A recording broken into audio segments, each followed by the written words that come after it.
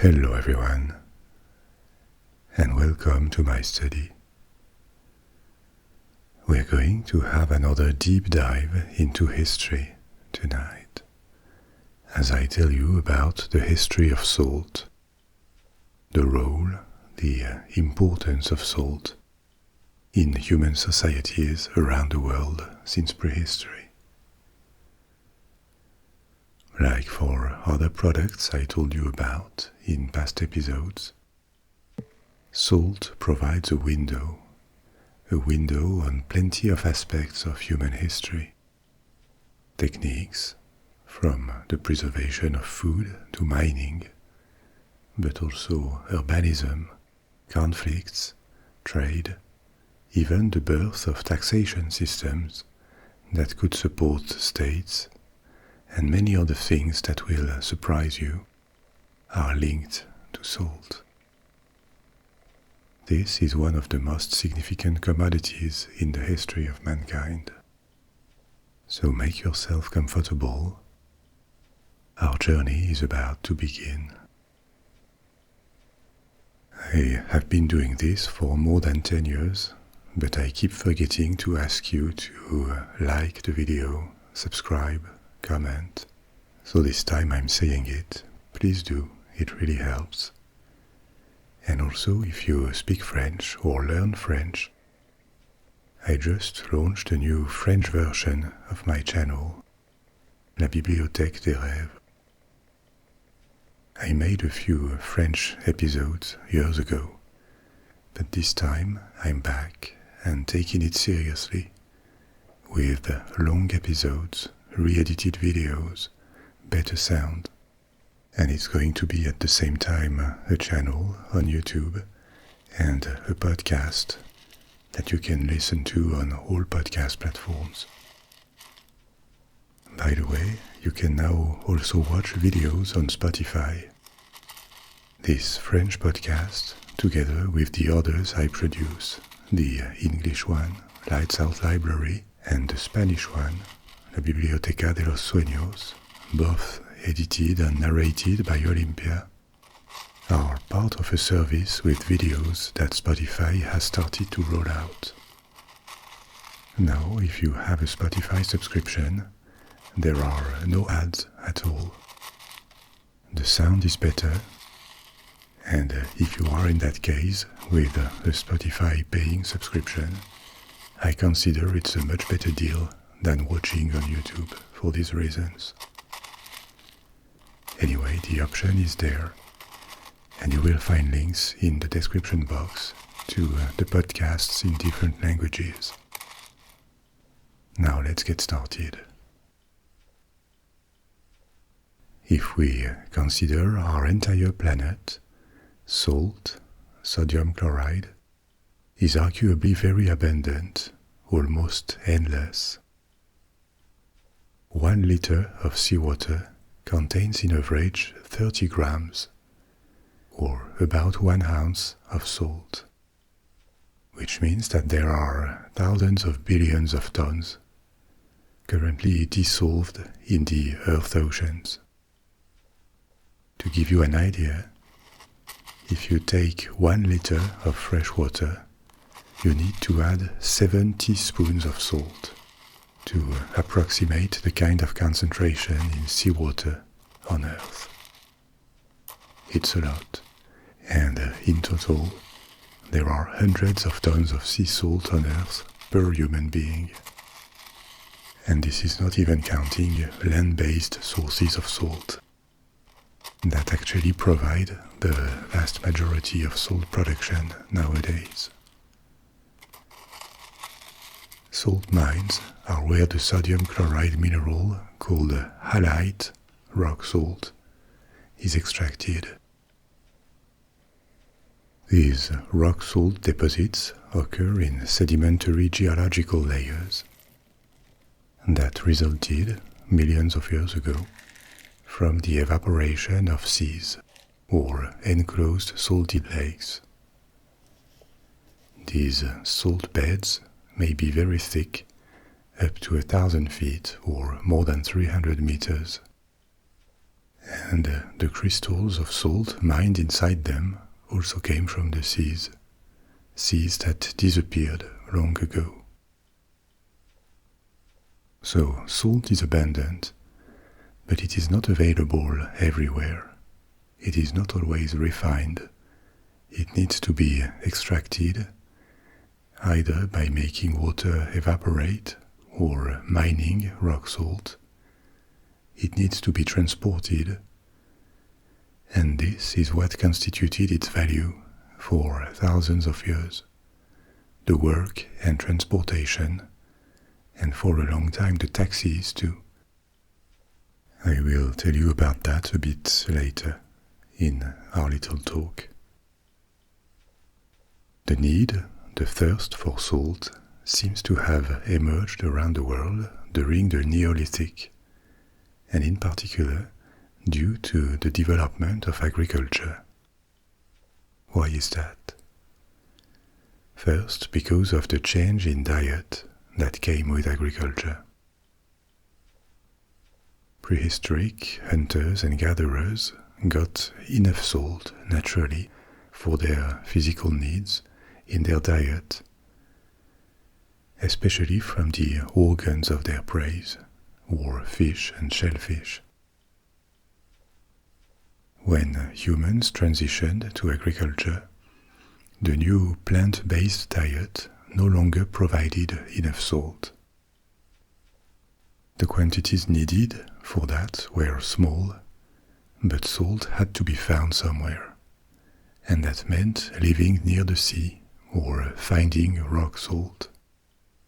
It was relatively marginal, but it seems an alternative source of salt was to burn some plants adapted to salt-rich environments like glasswort and obtain crystals from the ashes, but that was never a major source of salt.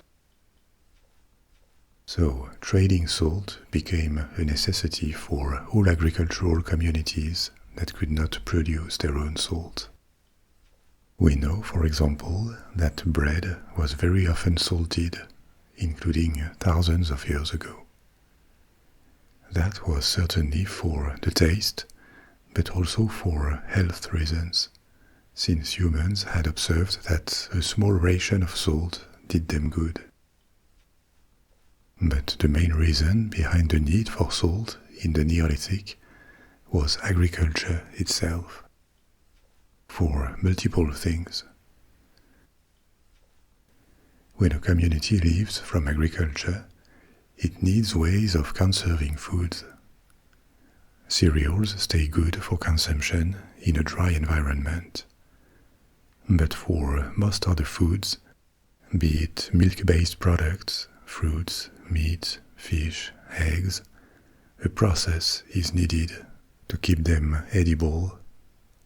They could be dried or smoked, but some of the best options used salt, either by salting them directly or keeping them in a solution with salt in brine with different techniques.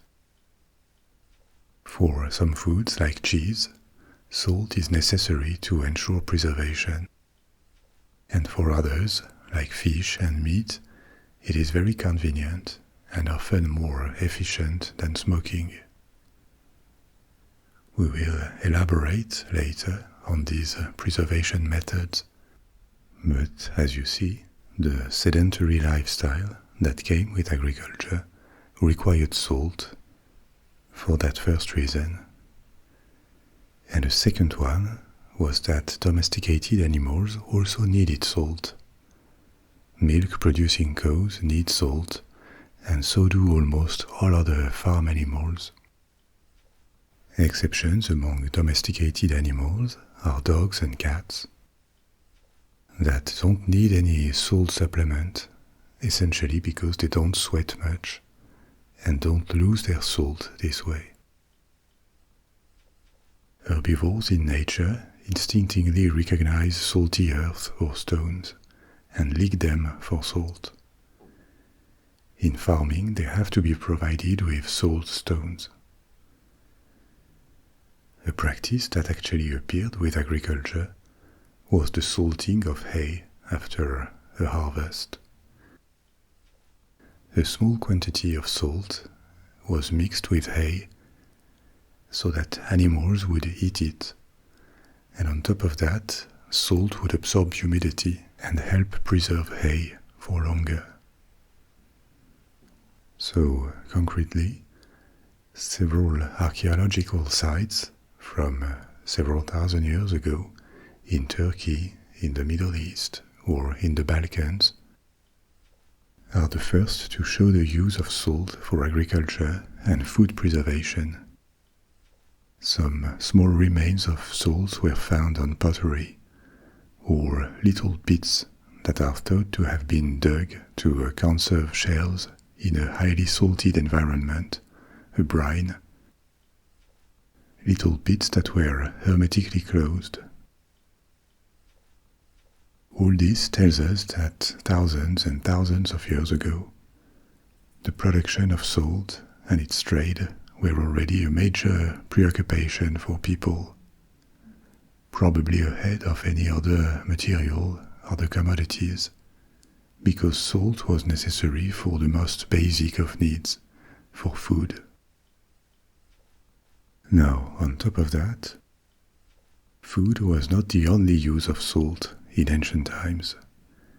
It was also necessary for important crafts, such as the tanning of leather, of skins in general.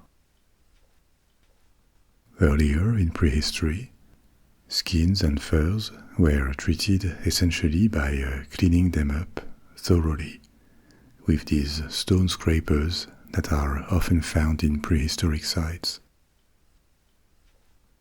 And they were dried, which worked but did not guarantee the long-term preservation of skins. Tanning these skins was a progress. It improved their texture, their useful life, their flexibility, and made it possible to use them as clothes or make containers with them. The tanning process started with a long maceration of skins in brine to ensure their long-term preservation and prevent rot. Yet another ancient use of salt was for glazing potteries, ceramics. Typically, potteries would be fired with a coating that turned to enamel, and this also required salt. The Egyptians were among the first to produce that kind of glazed ceramics. So, as the sedentary lifestyle based on agriculture, and with it, the preservation of food and an explosion of material culture, with many more man-made objects using skin or these glazed ceramics, as this way of living turned into a norm from China to the Mediterranean to the Americas in the past 5,000 or 6,000 years, the need for salt grew exponentially. As the first states and the first empires appeared in antiquity, salt became an even bigger deal, not just in daily life. It was economically, financially, and sometimes even politically relevant, to the point that in various locations around the world, the extraction of salt became systematic, almost industrial, either with mines of rock salt or salt evaporation ponds. An example of ancient salt mining is the region of Salzkammergut in Austria.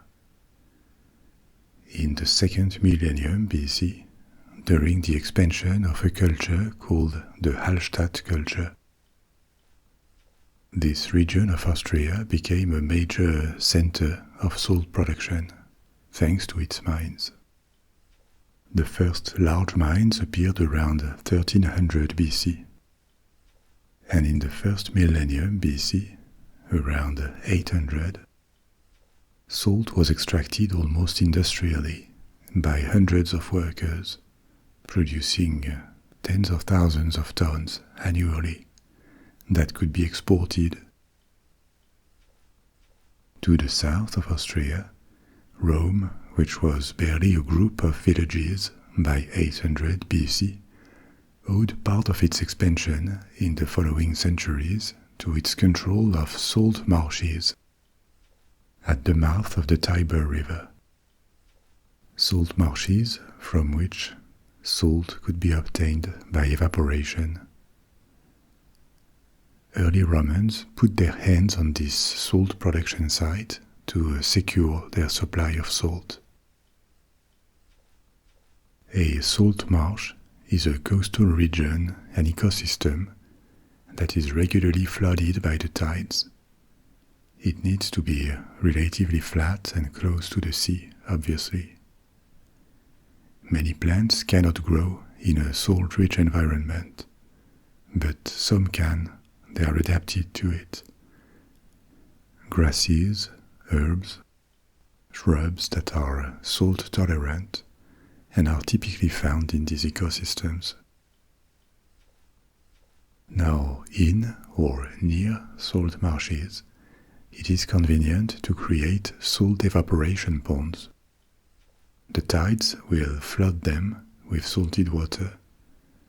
The ponds can be closed with little dikes that retain this water on a large flat expanse. Then it evaporates and the salt can be harvested. The salt supply chain would remain a major preoccupation for the Romans for centuries, especially for their armies. Salted food could make them less dependent on the lands they conquered. They could transport their own food. There is even this legend that Roman soldiers were partially paid in salt, which is not really substantiated, but it is something that keeps being repeated. At most, they could have received vouchers, rights for rations of salt as benefits. But what is true is that the word salary comes from Latin for salt, sal. Ancient Austria or ancient Rome are just examples among many. Salt production and trade were ubiquitous around the world in all sedentary cultures, from Africa, Asia, Europe, or the Americas. And when there were states, or even more empires, this production and the trade of salt were always seen as something strategic. Populations depended on it, armies too, and so it was legitimate for states to intervene in this trade, sometimes for regulation, but more often as a source of income. And here we touch on the need for early states to find funding that paid for their organization. Administration, military, diplomacy, all of this needs funding, which meant taxes. In modern states, the largest sources of taxes are income taxes on income from individuals and businesses, or taxes on consumption like value-added tax, VAT. In ancient times, none of this was possible. You can only collect VAT when all or close to all retailers have an accounting system and payment systems that allow for control over their activity. Which is why VAT really started to become a thing in the 20th century. Before that, it was just impossible to implement. Income taxes were more of a possibility, but there were no ways of establishing how much a person or a business made at a time when there was no bookkeeping. and only part of transactions were done with actual money, coins. The bulk of transactions in antiquity, especially in daily life, were barter, and more often than not, people would be paid in nature with food or clothes, things they needed. Still, the transition to agriculture and sedentary life allowed for taxation. Peasants would have to give a certain share of their production. And that was the tax base of all ancient agrarian civilizations, like in Mesopotamia, China, India, or Egypt. But that was not always enough, and the need for funding was rarely fully satisfied. So, quickly enough, when urban cultures reached a certain degree of complexity and material wealth, and with it a certain level of trade, the idea of putting taxes on specific products arose. Products that could be tightly controlled. That included the first tariffs on traded goods. The goods arrived at a given port or at the doors of a city. They could come from afar or just the neighboring countryside, but in any case they had to transit at a certain point where they could be controlled and taxed. Hence the appearance of smuggling, probably at the same time as the first tariffs. Or you could tax products that had few production sites, because these ones were also easy to control. As one of the first type of production to be industrialized, salt was the perfect product to tax. Few producers, and production is impossible to hide, whether it is in a mine or an evaporation pond, and everyone needed the product anyway, so demand was guaranteed. This is why taxes on salt appeared, or alternatively, direct exploitation of salt by the state that sold salt to its subjects for revenues. This second option was the case in ancient Egypt. Salt was a state monopoly, and it would be sold or used as a form of currency, a mean of payment for laborers. One of the earliest documented salt taxes appeared in ancient China. By the beginnings of Imperial China, under the Qin dynasty in the 3rd century BC, the state taxed both production and trade to fund its campaigns and its spending on infrastructure.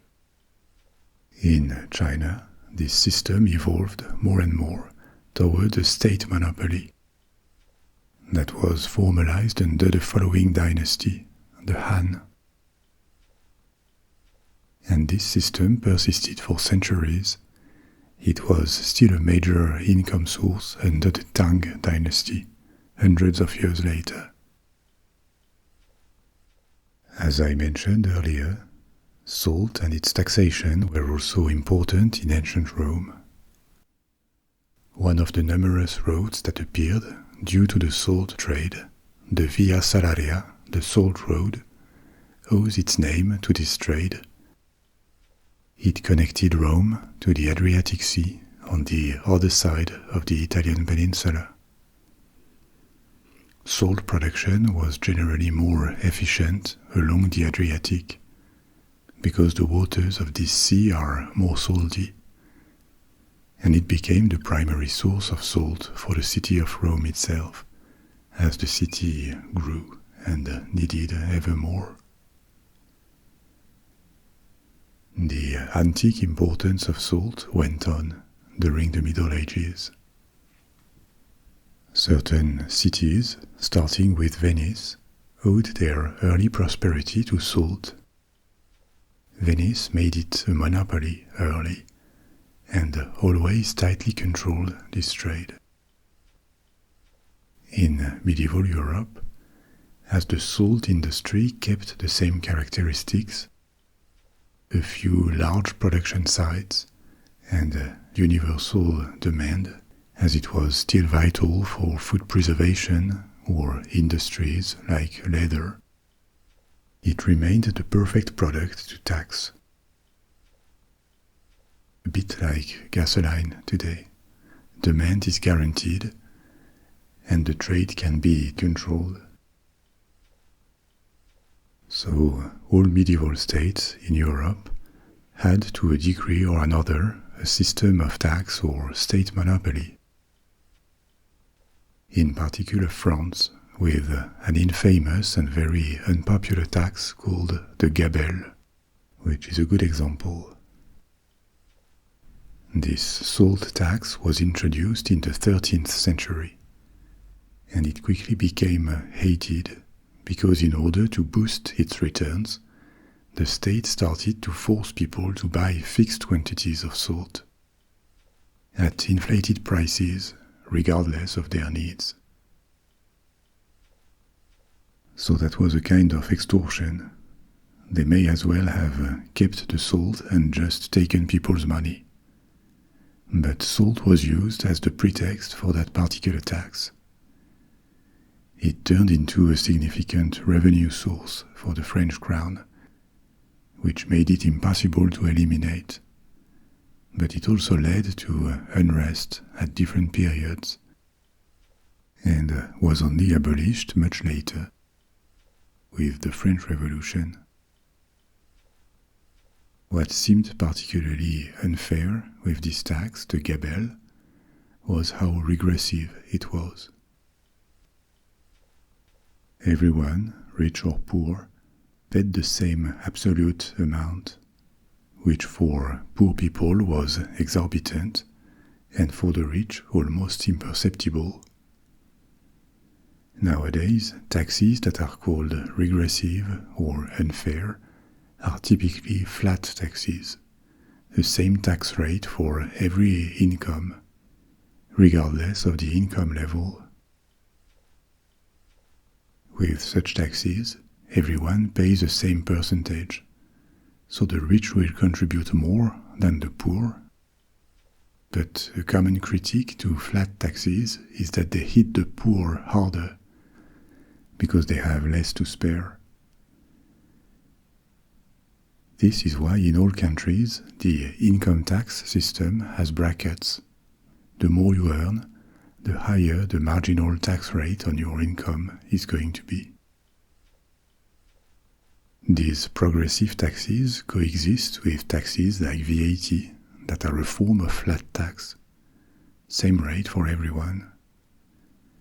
The common critique of VAT, though, is that the poor consume all or close of their income.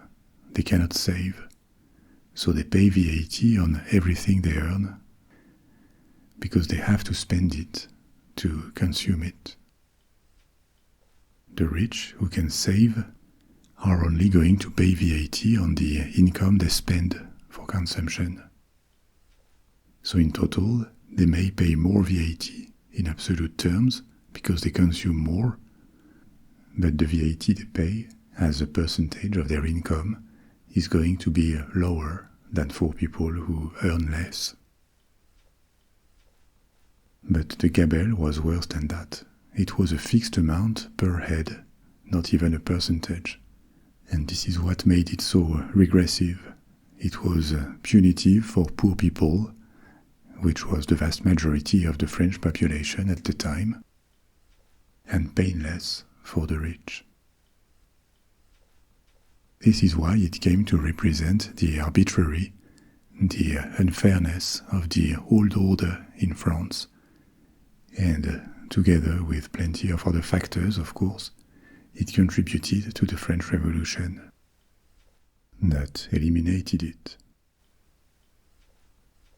Another example of unpopular salt tax, much more recently, was the salt tax enforced in India by the British colonial government in the 19th and 20th centuries. The government had a monopoly on production and imposed duties on its sale. And again, as everyone needed salt, including the poor, it became very unpopular, to the point that it turned into a symbol of colonial oppression and led to a famous protest, the Salt March, in 1930, headed by Gandhi. The march drew attention and galvanized the cause of independence. Here again, it was only one factor among many others, and it is likely that, salt tax or not, India would have become independent, but it played a role. In the US, there was never the kind of exorbitant salt tax that existed elsewhere. Also because in modern times, the tolerance to that kind of very regressive taxes had lowered. Actually, in Europe too, at the time of American independence and later, these sorts of taxes on salt disappeared, or became economically way less significant in the 19th century. During the American Civil War, the Confederacy shortly imposed a salt tax to fund its war effort, but it ended with the war in 1865. So in the 19th century, salt taxes declined and were eliminated everywhere around the world by the mid-20th century. Improved transportation and industrial production had made the price of salt drop. Salt was more accessible and very cheap, so its value as a taxable commodity was no longer there. And this is how we arrived to today, when salt is no longer the object of a particular taxation. It has VAT for the final consumer, and that's all. When salt production remains state-controlled or regulated, it is now more about quality control than revenue generation. Still, what remained of this long-lasting taxation of salt, and may just have started to recede a few generations ago, is this association between salt taxes and oppression in old industrialized and ex-colonial nations alike. These centuries of regressive taxation of salt lingered on in memories for some time, even after the disappearance of these specific taxes. But let's return to the Middle Ages, because this period saw a lot of new developments around salt production and trade. Depending on the regions of Europe, there were different production methods. Inland, salt mines kept functioning, but they depended a lot on the availability of the resource. The largest ones were in Poland, Austria, or Germany. Around the Mediterranean or the Atlantic coast, from Portugal to the middle of France, salt was essentially obtained by evaporation in evaporation ponds. Theoretically, any coastal region could produce salt, but for evaporation to work, it takes a relatively dry and warm climate. Evaporation didn't work that well in Northern Europe and Great Britain, because they had wind, but these regions were too wet.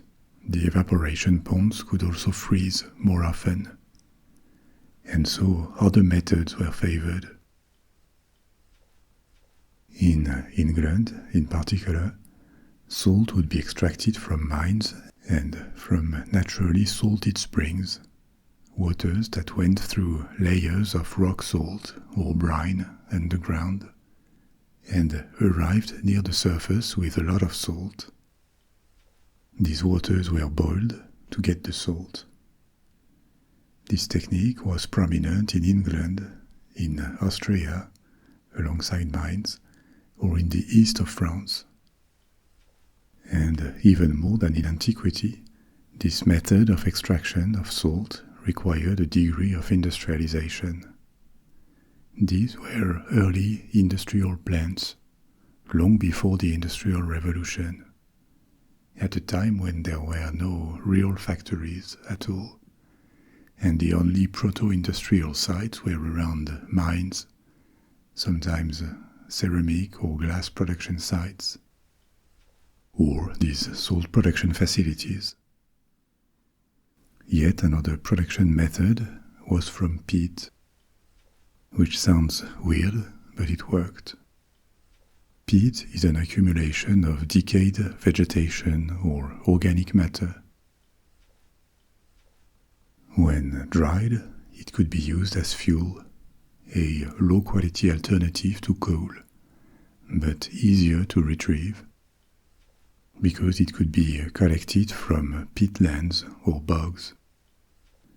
The ashes from peat were often rich in salt, so these ashes were collected, cleaned up and refined to eliminate the rest, and this gave salt, which was called peat salt in the regions where it was produced, especially Flanders and the Netherlands.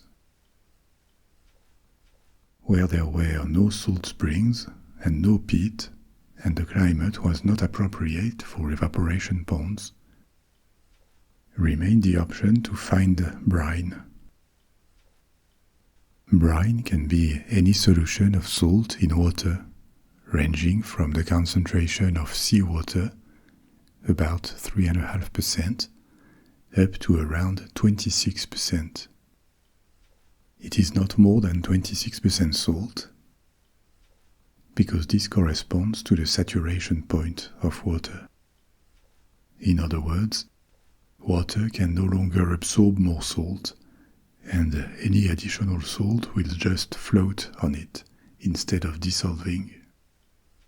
The Dead Sea, for example, is close to this saturation level. So brine occurs naturally on the surface where there is partially evaporated seawater, or it can be found underground if it was trapped. If they are really rich in salt, salted springs are brine, or it can be a byproduct of salt mining. In different concentrations, brine can be used in industrial processes, or cooking, or food processing. And if you boil it in kilns, you can also separate salt and water to collect the salt.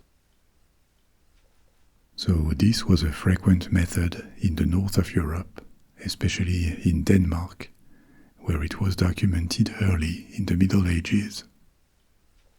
And speaking of Denmark and Northern Europe, this region also became a place of intense salt trade during the Middle Ages.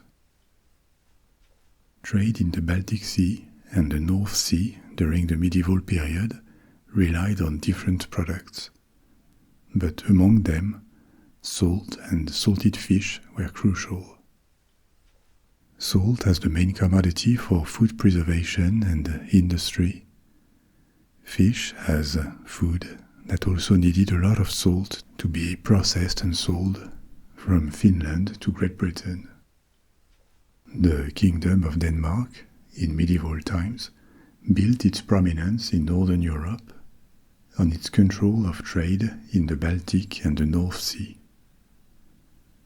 Apart from its geography at the limit of both seas that gave it control of the waterways, it owed this to its salt production. The Baltic Sea was very rich in fish, but its salinity was low, and so in order to process all this fish and export it, salt was crucial. There was so much fish around the Baltic that, for example, in the Middle Ages, in coastal regions of this sea, herring was generally cheaper than bread. Processing this fish to sell it abroad was an attractive trade, but it required salt. And so the controller of salt was well placed to be able to dominate that trade. Denmark did it for a while, and later the Netherlands, thanks to their salt from Zealand. Cities of the Hanseatic League, this association of trading cities from Northern Europe, competed with them, buying salt from German and Polish mines, but depending on the prices, they sometimes sent ships to buy salt in the Netherlands or in France. And so the salt trade stimulated trade in other goods. Hanseatic or Danish ships would load timber and fur from the Baltic, sell them in the Netherlands or France, and return with salt.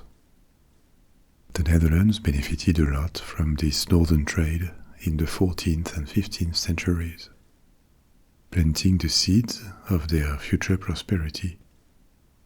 They were well positioned to serve as intermediary between France, where they bought wine and salt, England, where they found clothes or wool, and they took these goods to the Baltic, where they could buy fur, leathers, tar, hemp used to make ropes.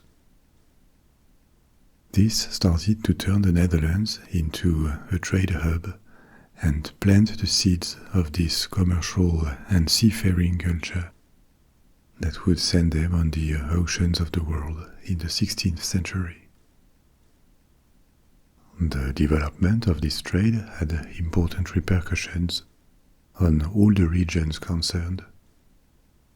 It stimulated herding for wool in Great Britain, evaporation ponds in France, especially in Brittany and the Atlantic coast.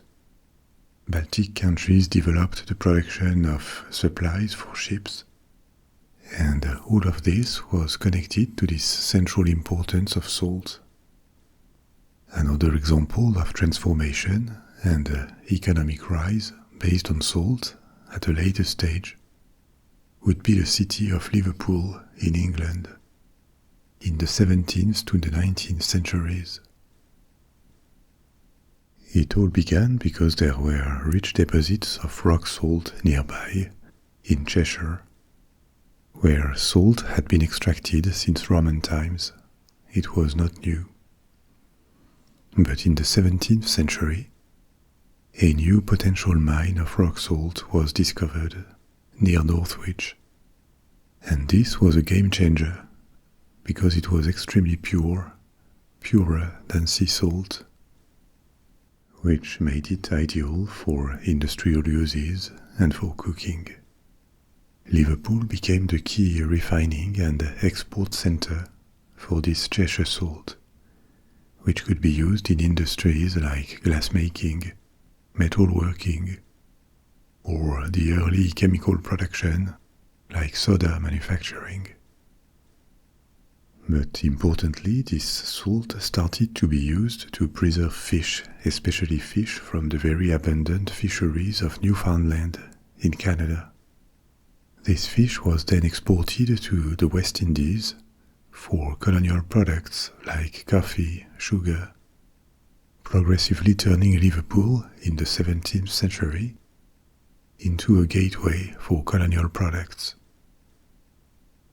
And this laid the foundation for Liverpool's prosperity. It started to grow as a salt export center and transformed itself into a colonial port as the trade of colonial products and the slave trade overtook salt as its main activity.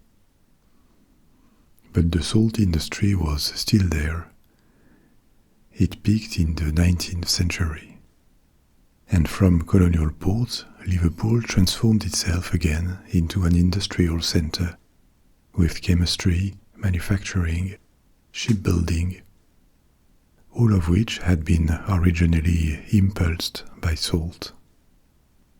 Alongside old industries, this salt production and trade declined in the 20th century, leaving Liverpool economically in trouble, but still, It had transformed from a relatively small port to a world-class port during the Industrial Revolution, for a large part due to salt.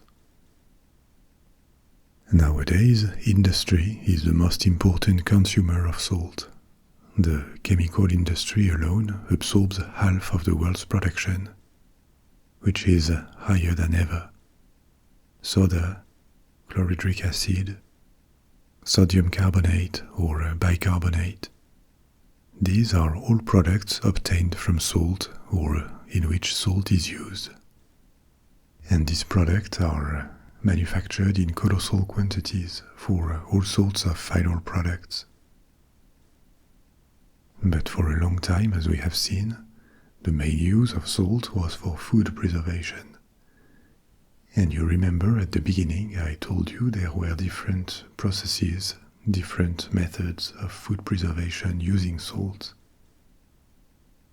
So let's take a look at them and how they evolved along history. First, there is salting, one of the oldest methods and one of the possible forms of curing. That is to say, the act of drawing moisture out of the food. That is what salt does to fish or meat. It desiccates by osmosis. Salt crystals are water hungry. They attract it out of food. Salt is called hypertonic, which means it has a very high capacity to attract water out of another medium it is put in contact with. In a very salty environment, in brine, living cells become dehydrated, which kills or at least deactivates them.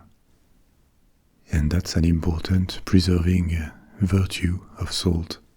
Most bacteria, fungi, or other pathogens cannot survive it.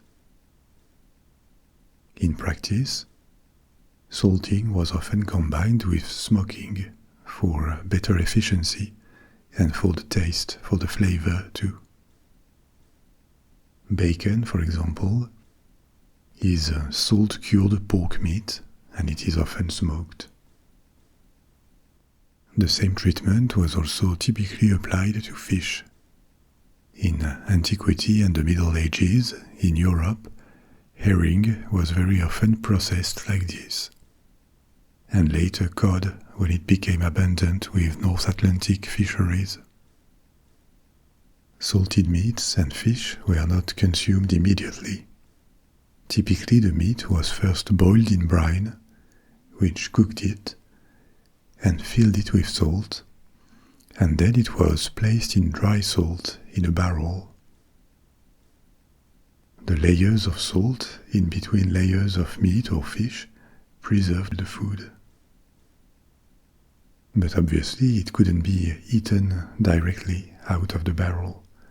It was way too salty. So it would be desalted first in water for hours, or cooked with other unsalted ingredients to reduce the concentration of salt.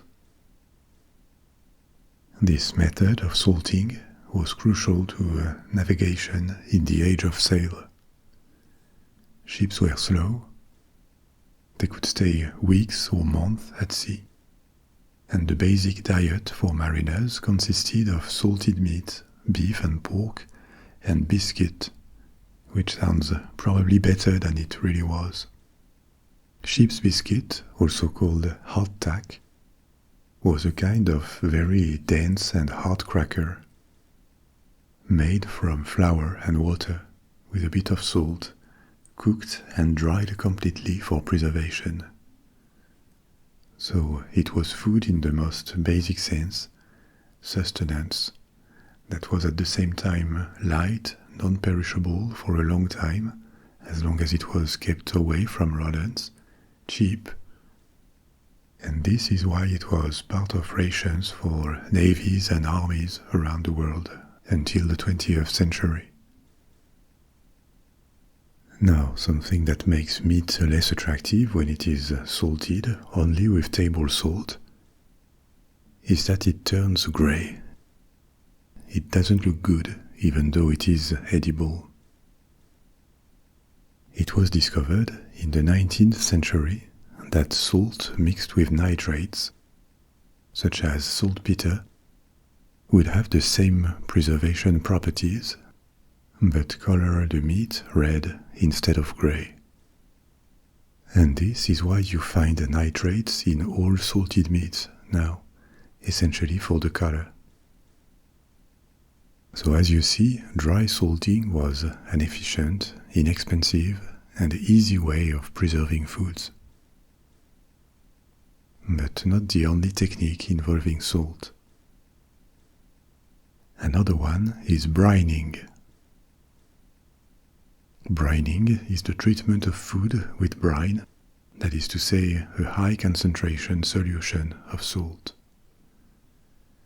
The mechanism that preserves food is the same as with salting, but the difference is that the foods are left floating in highly salted water, often with other seasoning elements, to macerate for days, weeks, or months. Additions to the brine may include spices, herbs, sugar, vinegar. The percentage of salt can vary depending on recipes, but most culinary traditions around the world have or had brining techniques. In Rome, for example, for centuries, the most used condiment was a salted sauce called garum, Garum.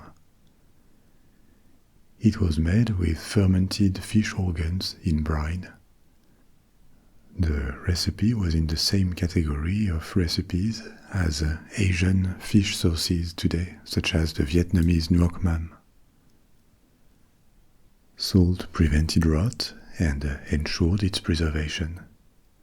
It was also used to add salt to a lot of recipes that it was a part of. The Romans adopted it, but it was in earlier use by the Greeks.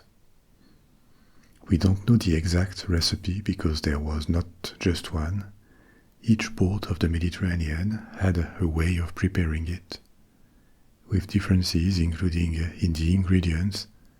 There could be seafood like oysters, not just fish, or the fermentation time and temperature would vary, or the percentage of salt. What is sure is that garum was consumed by all social classes. The liquid that floated at the surface of the container where the fermentation took place was considered to be the most subtle and mild in taste, so it was the priciest. And it seems to have been particularly expensive when its maker had a reputation for excellence. Under this higher grade garum sauce on top, there were different qualities,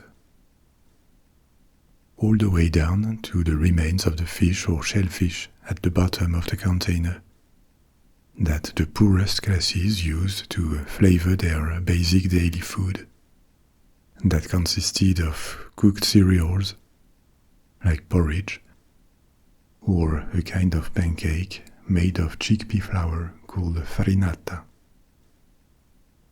There is an ancient Roman cookbook, a collection of recipes that was assembled in the 5th century AD or earlier, but by the end of the Western Roman Empire in any case. This book is called Apicius, and in this book, which is a major source of knowledge about ancient Roman cuisine, there are various recipes of stews, fish, meat, vegetables, many of which used garum as an ingredient. A variant of brining with an acidic medium that is heavily salted is pickling.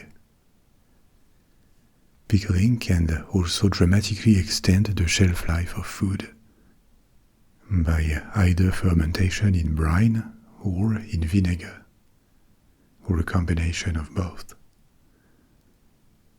Often for taste, and also because they have antimicrobial properties. Herbs and spices such as garlic, cloves, cinnamon, or mustard seed are added. And as you know, many different vegetables can be pickled, like cucumbers or onions.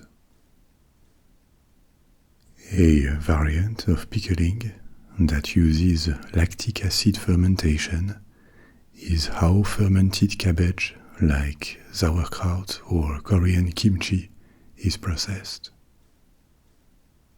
These are fermented in a highly salted medium, which could sound paradoxical because I told you earlier that salt kills or deactivates microorganisms by desiccating their cells, and fermentation requires microorganisms.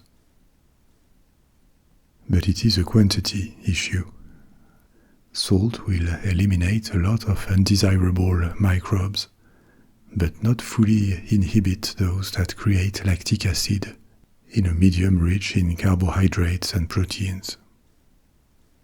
The fermentation of sauerkraut or kimchi is made in sealed containers, sealed from the air, and inside it, the medium becomes acidic, which ensures preservation, and salt is used generously in that process too, as an adjuvant for preservation, for its antibacterial properties that control the fermentation process. So, as you see, food preservation with salt goes far beyond just throwing a piece of meat or fish into a barrel with salt. There are various processes, and on top of their original function, which was to preserve food, they have been used as many ways of developing the flavor and changing the texture of food. And this certainly explains why all these methods that use salt, salting, brining, pickling, lactic acid fermentation, are still with us today, despite the rise of so many other ways to preserve food. The pivotal moment here is really the 19th and the early 20th centuries, with the introduction of new options, especially canning in airtight containers, and the production of artificial gold that can extend shelf life dramatically by refrigerating or even freezing food. Modern canning for food preservation has origins in France in the years 1790. The government of revolutionary France that was fighting on many fronts and often with operations deep into foreign territory, with large armies that could no longer live on the land, because by the end of the 18th century, the size of armies had grown dramatically to tens of thousands of men. So the government needed to anticipate on the logistic needs of these armies, how to preserve and transport the rations to feed the soldiers, especially in winters, which would make French armies able to fight all year round, whereas traditionally, in past centuries, large military operations only took place between the end of spring and fall. So a prize with a hefty sum was offered to the person who would come up with innovative ways of preserving and transporting food. A confectioner and brewer called Nicolas Appert came up with the method of canning. He had observed that food cooked inside a jar that was then sealed would not spoil unless the seals leaked. He didn't know why at the time. It would take several more decades to understand microorganisms and their role in food spoilage. That would be the work of Pasteur 50 years later. but the method was considered interesting and it was tested. Technically, it worked, but the military use of the invention gave mixed results because preparing food this way, sealing the jars, was lengthy and complicated. And the containers were heavy, so it didn't really work great. Canning really took off with the invention of the tin can process, which started to be industrialized in Britain. It consisted of cooking in big quantities, transfer into metal cans that had been boiled to kill microbes, and seal them with a weld. Still, these first food cans were relatively lengthy to make and expensive, so they expanded only slowly. By the mid-19th century, they were used on ships for long travels, or they were adopted by middle classes in Europe and America as a status symbol. If you could buy food cans, you had certain standards and a certain income. Canned food looks like something very basic today, but back then we have to realize that it was the first alternative to ancestral food preservation methods. Smoking, drying, salting food, or keeping it in a root cellar to expand its shelf life. These ways of preserving food had been around for thousands of years. But now there was this new possibility, which looked like something almost magical, the possibility of eating certain fruits out of season, or that had been grown in another corner of the world. The novelty of imagining that food had been prepared months before and was still almost fresh when you opened the can. Apart from canning, the other big 19th century innovation was refrigeration. That has become completely indispensable in our lives. But the discovery that cold could be generated artificially by controlled compression and expansion of a fluid, a gas, as a way to remove heat, this was really a game changer. Not just for food preservation, it has plenty of other uses in air conditioning or industrial processes.